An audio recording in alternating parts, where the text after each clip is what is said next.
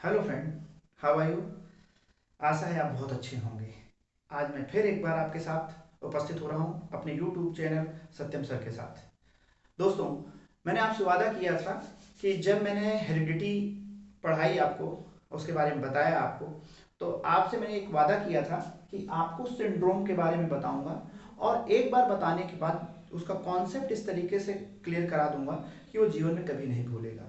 एक चीज़ और, जो सी टेट की तैयारी कर रहे हैं, यूपीटीटी की तैयारी कर रहे हैं, यूजीसी नेट या अन्य कॉम्पिटेटिव एग्जाम में बैठ रहे हैं छात्र, वो जरूर ध्यान दें। इनको एक क्वेश्चन यहाँ से आता ही है, हर बार पूछा जाता है और आपको उसको जानना है कि क्या चीज़ पूछा जाता है। आइए मेरे साथ देखते हैं इसमें कि क्या चीज़ें पूछी जाती हैं। हमने हेरिडिटी बताते समय चर्चा की थी। एक चर्चा की नंबर 1 जीन्स की, और नंबर 2 हमने जो परिचर्चा की वो हमने क्रोमोसोम की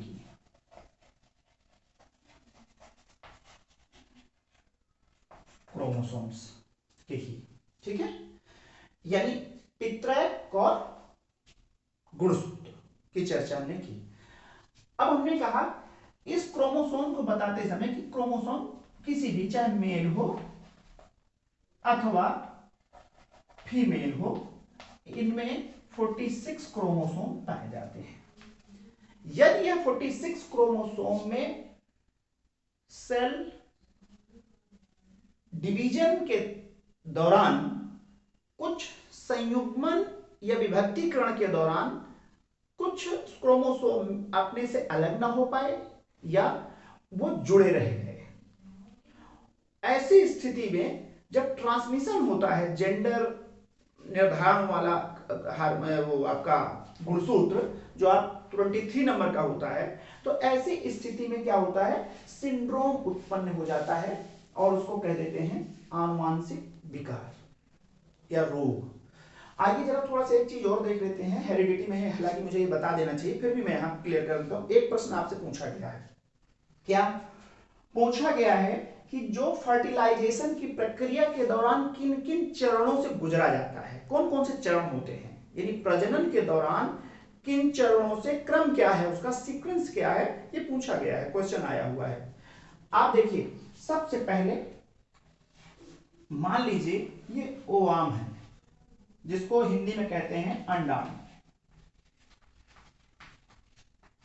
ठीक है, इसके साथ महिला का अंडाणु और पुरुष का शुक्राणु जिसको स्पर्म कह देते हैं, यानी उसको कह देते हैं हिंदी में शुक्राणु। ये दोनों का फर्टिलाइजेशन जब होता है, दोनों का संयुग्मन जब होता है, दोनों का प्रजनन जब होता है, तो उस समय ये दोनों मिलते हैं और मिलने के बाद यह जाइगोट बना देते हैं। जाइगोट बना देते हैं, क्या बना देते हैं, जाइगोट बना देते हैं। जाइगोट बनाने के बाद की जो प्रक्रिया होती है वो हो जाती है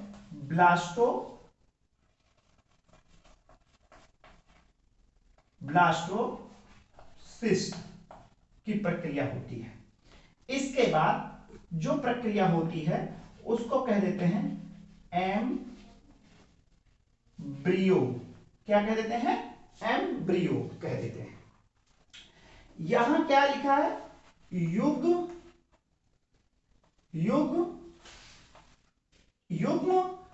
नज या युग्नज कह देते हैं, इसको कह देते हैं, इसको हिंदी में कह देते हैं बीज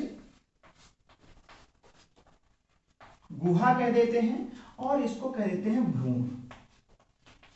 अब आपसे क्वेश्चन इस तरीके से पूछा गया था, ये ऑप्शन में आया था, ये 4 ऑप्शन थे, 1 1 2 3 4, ये 4 ऑप्शन थे आपके।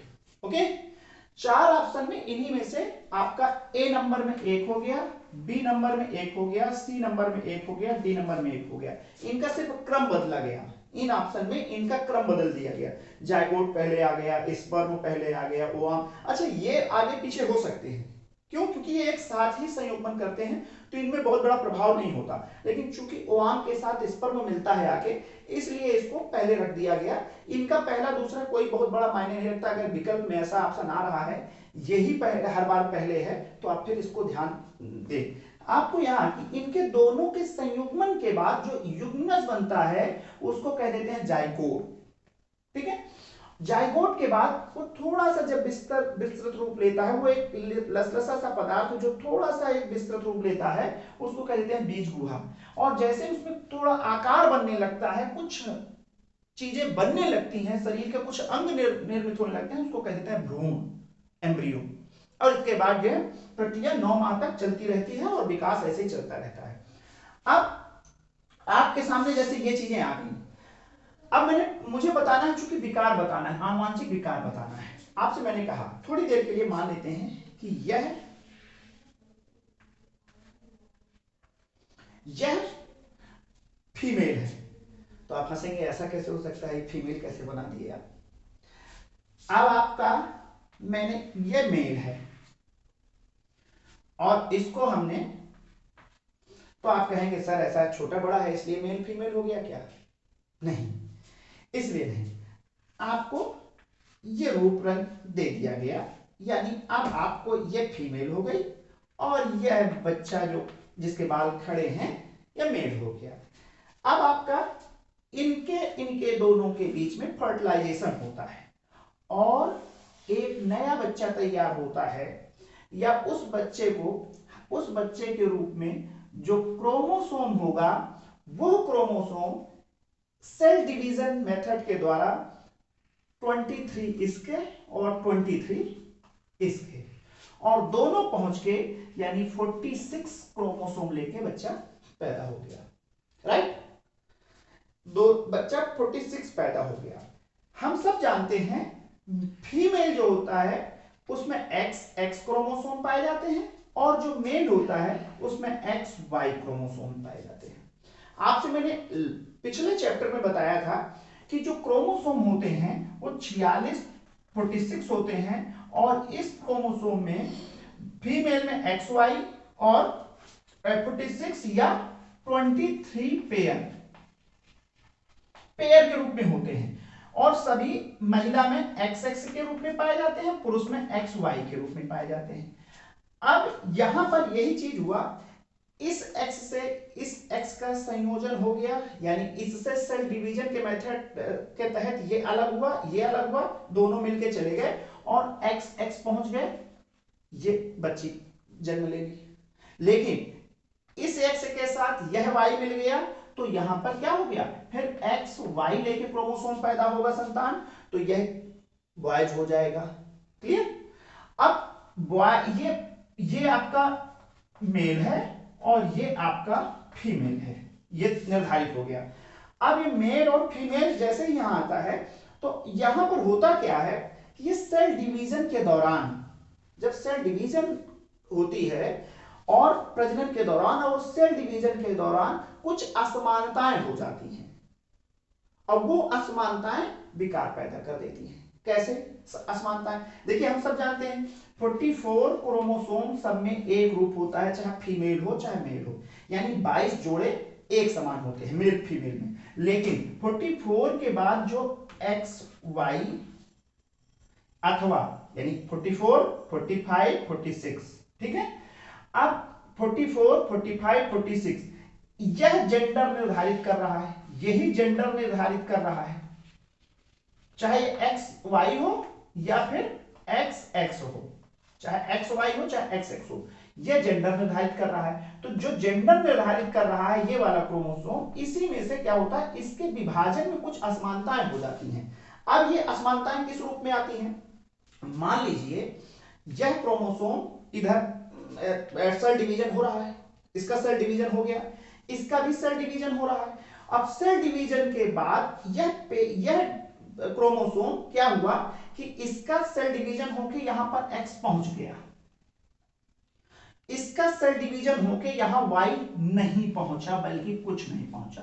हमने इसको 0 से डिनोट किया, O से डिफाइन कर दिया, यानी कुछ भी नहीं पहुंचा इसका, यानी ये अलग नहीं हो पाए। एक घटना ये बन जाती है। एक घटना क्या बनती है? एक घटना ये बनती है कि ये दोनों x यहां पर, ये दोनों x यहां पर आ गए, यानी ये अलग नहीं हो पाए और दोनों x आ गए और इसका y भी आ गया। एक घटना ये बन जाती है। क्लियर? एक घटना ये बन गई, एक घटना ये बन गई। अब समझिए जरा, मैंने कहा इसको, अब इसको लाइट नोट में जरा समझिएगा, मतलब यह सिद्धांत नहीं है, यह आपको याद करने का तरीका है। मैंने कहा इसके दोनों क्रोमोसोम यहां पहुंच गए, यानी इसके पास कुछ नहीं बचा। एक मान लेते हैं, ऐसा होता नहीं है। मैंने कहा जेंडर निर्धारित करने के बाद ये दोनों एक्स अलग नहीं हो पाए और ये पहुंच गए, और इसका वाई सेल डिवीजन के तहत वाई पहुंच गया। ठीक है?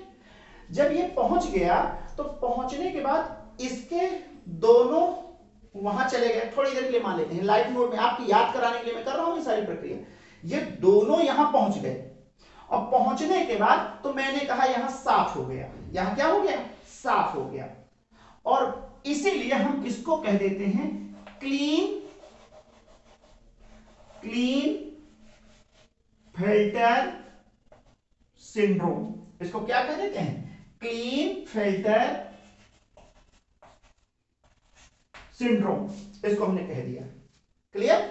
यानी ये इसका पूरा चला गया, यानी जहां पर क्रोमोसोम की संख्या बढ़ जाएगी। अब देखिए 44 तो सब में जाएगा, जाएगा ही 44 सब में। इसके बाद जेंडर वाले में विभाजन में कहीं प्रॉब्लम क्रिएट हुई तो वहां पर घट बढ़ सकता है। तो ये 44 है, सिर्फ एक गया तो 44 के बाद 45 रह गया, यानी ऐसी स्थिति में 45 क्रोमोसोम पहुंच रहा है सामने वाले के पास, आने वाली पीढ़ी के पास, और ये दोनों आ गए और एक इसका आ गया, यानी 44 तो पहुंच ही रहा है। 44 के बाद 45, 46, 47, यानी ऐसी स्थिति में 47 पहुंच गया।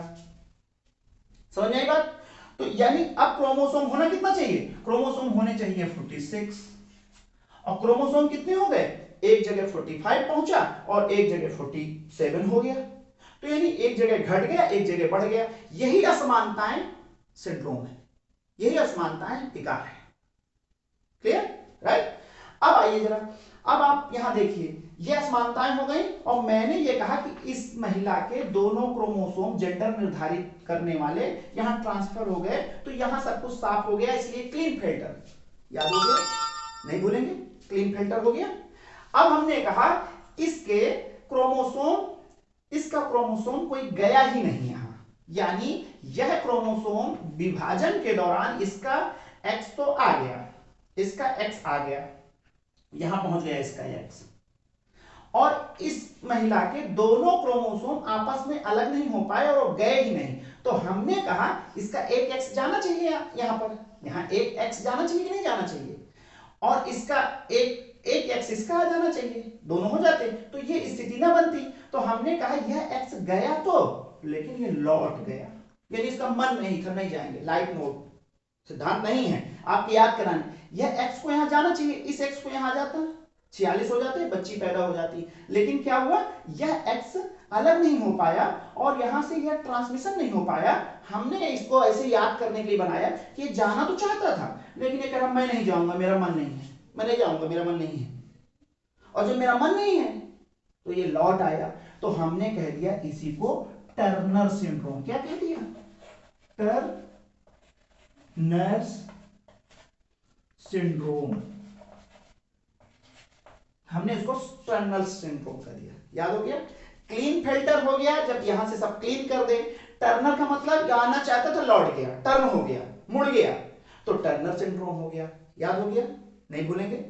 ये दो बहुत इंपॉर्टेंट सिंड्रोम है, बहुत इंपॉर्टेंट सिंड्रोम है, जो आपके उसमें परीक्षा में पूछे ही जाते हैं। अब एक और महत्वपूर्ण सिंड्रोम है जिसको जानना बेहद जरूरी है आपको, और उसको इस तरीके से जानते हैं। इसका स्क्रीनशॉट ले लें पहले आप।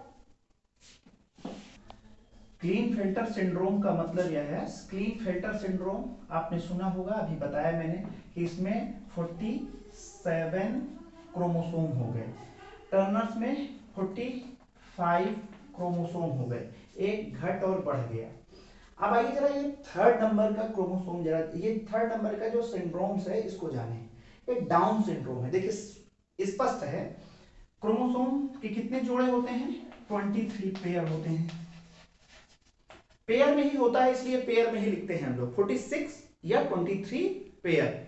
23 पेयर के बाद 22 नंबर का पेयर आता है, फिर 21 नंबर का पेयर आता है, 20 नंबर का पेयर आता है, फिर 19 का, ऐसे ऐसे घटते हुए 1 नंबर का पेयर आता है लास्ट में।